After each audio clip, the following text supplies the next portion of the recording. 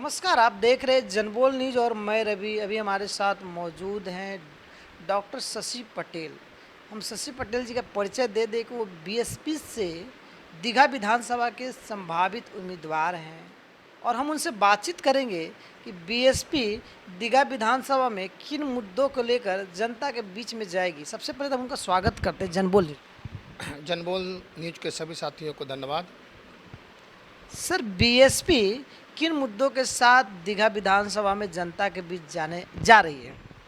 देखिए, एक जख्म रहे तब आप पूछ सकते हैं कि किस मुद्दे के साथ जा रही है। दीघा में अनेकों जख्म हैं जनता के बीच में। ये हाल नहीं पूछिए जनाब कि क्या है। एक शायर है, एक शायर ने फरमाया था कि जनाब क्या है दिलों का हाल।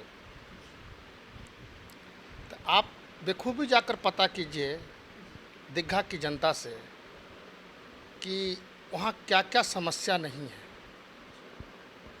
विगत 15 वर्षों से ही नहीं, 30 वर्षों से शासनकाल में, या उससे पहले भी हम कह सकते हैं। पहले तो रूरल एरिया कहलाता था, अर्बन एरिया में नहीं आता था दीघा। लेकिन जब से रूरल एरिया में आया, वहाँ ड्रेनेज की समस्या, पानी की समस्या से लेकर आवास बोर्ड की समस्या, जो वर्तमान में संजीव चौरसिया जी जो जीत कर आए हैं, वो कहे थे कि मैं अगर विधायक रहा और मेरी सरकार रही, संयोग से जिस समय वो जीते उस समय सरकारें संजीव चौरसिया जी की नहीं थी, क्योंकि महागठबंधन की सरकार शुरुआत के दिनों में बनी, लेकिन 2 साल के बाद सरकार में आ गए। तो कहते कि मेरी सरकार बनेगी और मैं सरकार में रहूँगा, तब मैं आवास बोर्ड का समस्या का, राजीव नगर का निदान कर दूँगा दीघा की जनता को। पानी की समस्या, रोड की स्थिति, वो जनता से पूछिए क्या हाल है। तो अगर खड़े खड़े मैदान में उतरे हैं तो समझ में आ जाएगा। हमको तो नहीं लगता है कि बीजेपी वाले कोई मैदान में उतरेंगे, चाहे जदयू वाले मैदान में उतरेंगे ढंग से। एक जख्म जनता को हो तब ना पूछिएगा कि क्या हाल है जनाब का। सर, ये तो बात हुई जख्म की, तो मुद्दा क्या होगा? किन मुद्दों के साथ जनता को आप वहाँ के उस जख्म का इलाज कीजिएगा? जख्म का इलाज है, अगर ईमानदारी से, अगर आज भी विधायक अपने क्षेत्रों में, तमाम पटना के जिला के विधायकों को मैं बता रहा हूँ,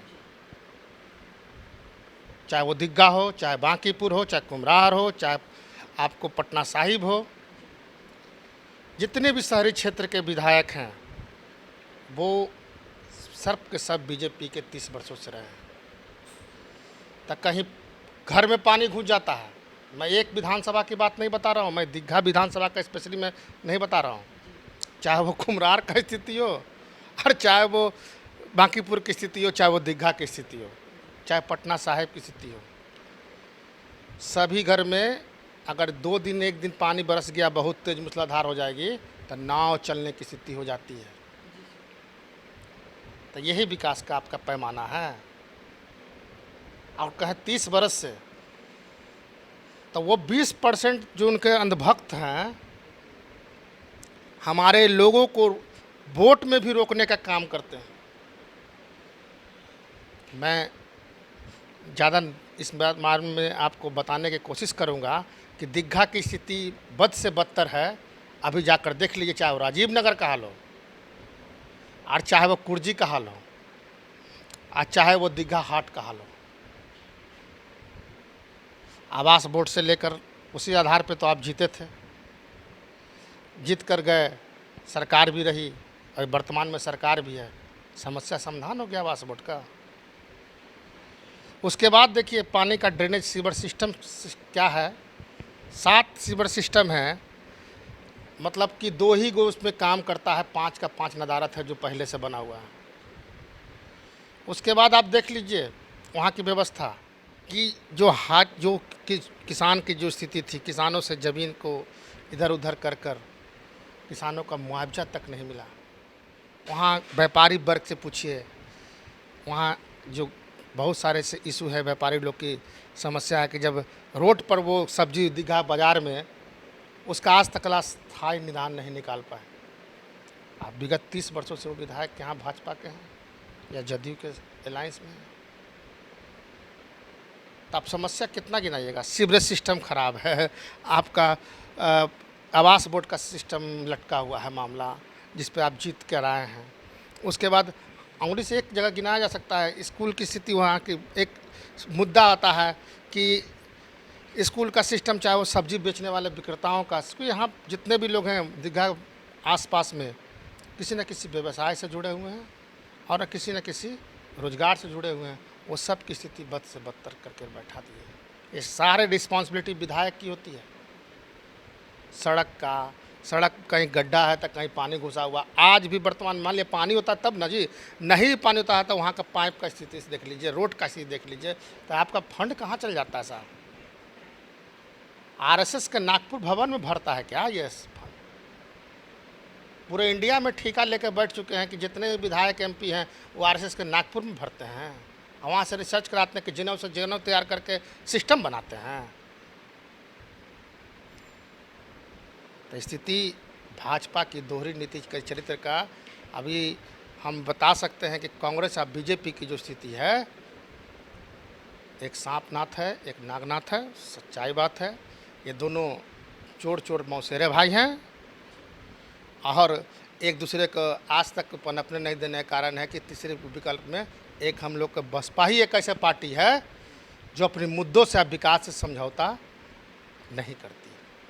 जो विकास होती है उस पर बात करती है और विकास के लेकर आज तक समझौता कभी नहीं की, सत्ता तक के भी त्याग करने का काम किया। आज इसी देख लिए पूरे इंडिया में एक राष्ट्रीय पार्टी के रूप में है, उनका वोट में कभी कमी है क्या? चाहे वो राजस्थान हो, चाहे वो मध्य प्रदेश हो, चाहे वो दिल्ली हो, चाहे यूपी हो, चाहे बिहार हो। आज स्थिति जो आप देख रहे हैं ना कि बसपा यहाँ इस बार बसपा का जो भी इतनी मजबूती से खड़ा होगा बिहार में कि जिस बात की दलित की राजनीति करके दलित को आप गुमराह करने का काम किए हैं, वो हमारे 15 बरस में लालू यादव जी भी यही काम किए हैं, नीतीश कुमार जी भी यही काम किए हैं। तो अब समझ में आएगा, चूँकि बहुजन समाजवादी पार्टी अपना कमर कस चुकी है, अपना वो लोग संभालें। अपना किस तरह संभालते हैं, इनका पिछड़ों का वोट भी जाएगा, दलित अब मेजोरिटी का तो वोट जाएगा ही जाएगा, साथ साथ पिछड़ों का भी वोट जाएगा, अति पिछड़ा का भी वोट जाएगा। अब बसपा पूरी तरीके से तैयार हो चुकी है और 243 सीटों पर चुनाव लड़कर पूर्ण बहुमत में आएगी। सर, नीतीश कुमार तो कहते हैं कि बिहार में सुशासन का राज है। बिहार में जो पहले जंगल राज था वो जंगल राज खत्म हुआ है नीतीश जी के शासनकाल में, क्या कहिएगा? वो उनका पेपर में ही जंगल राज खत्म हुआ है। पेपर में, मीडिया में, पेड मीडिया समझते हैं ना आप लोग भी, तो पेड मीडिया में चलते रहता है कि जितने भी है एक लाइन में लिख दिया जाता है कि यहाँ हत्या है। ना लूट की घटना कम हुई है, ना अपहरण की घटना कम हुई है और ना ही हत्या कम। आए दिन कम से कम आप 25 अगस्त, हम पिछले महीने ले जाते हैं आपको, सिनरियो देखिए, पिछले महीना 25 अगस्त को 25 घटनाएं बिहार में हुई है और वो भी बड़ी घटनाएं, हत्या से लेकर लूट से लेकर रेप तक की घटना हुई है। सुशासन की सरकार है। मुजफ्फरपुर में सुशासन के सरकार में रहते हुए घटना हुई है जी। 100 बच्चा चमकी रोग से मर गया, सुशासन की सरकार में ना हुई है। अब हत्याएं कहाँ हुई है? आंकड़ा गिनवाइएगा। आंकड़ा का तो आप बहुत, नीतीश कुमार जी माहिर आदमी हैं, आंकड़ा गिना लीजिएगा। और उनके जो प्रवक्ता हैं, कौन कॉलेज से पढ़ के आए हैं, पता नहीं कौन यूनिवर्सिटी से पढ़ के आए हैं, है तो खुला मंच देते हैं, हम चुनौती देते हैं। इस मंच के माध्यम से, जनबोल टीवी के माध्यम से अगर चला जाए तो जितने भी सत्ता दल के हैं प्रवक्ता बैठ जाए, खुला मंच देते हैं और हम उनसे डिस्कशन करते हैं। किस इशू पर बात कीजिएगा? क्या सुशासन की राज है और क्या अथी की राज है? लालू से भी बदतर राज हो चुका है। एक बड़े भाई या छोटे भाई का जो गेम खेले हैं ना आप, वो जनता जान चुकी है। पेपर में नहीं आता, सोशल मीडिया बहुत बड़ी, मैं शुक्रगुजार हूँ, सोशल मीडिया में डेली आता है। आज वहाँ घटना हुई है, कल भी घटना हुई है, डेली हत्याएं होती है, डेली रेप की समस्या होती है। और सबसे बड़ा दुर्भाग्य की बात है कि रेप में अब यहाँ के जो सुशासन बाबू हैं, जो रेप के साथ में कंप्लेन करने जाता है उसी को जेल में कर देता है, सुप्रीम कोर्ट न्याय देता है। अब यही बात समझ लीजिए, जो रेप के साथ में आप उसके साथ दिए हैं तो आप जेल में चले जाइएगा। अररिया की घटना अभी हाल फिलहाल की है जी, यही सुशासन का राज है। चांद पे सुशासन क्या कर रहे हैं कि सूरज पे कर रहे हैं? मुंह नहीं खुलवाइए, बात जाएगी तो बहुत दूर तक चली जाएगी। अभी हमारे साथ मौजूद थे बसपा के दीघा विधानसभा के भावी प्रत्याशी डॉक्टर शशि पटेल जी, और हमने उनसे जाना कि किन मुद्दों के साथ बीएसपी जो है दीघा विधानसभा में अपने कैंडिडेट को उतारी है और किन मुद्दों के साथ चुनाव लड़ रही है। आगे बने रहिए जनबोल न्यूज़ पे। धन्यवाद।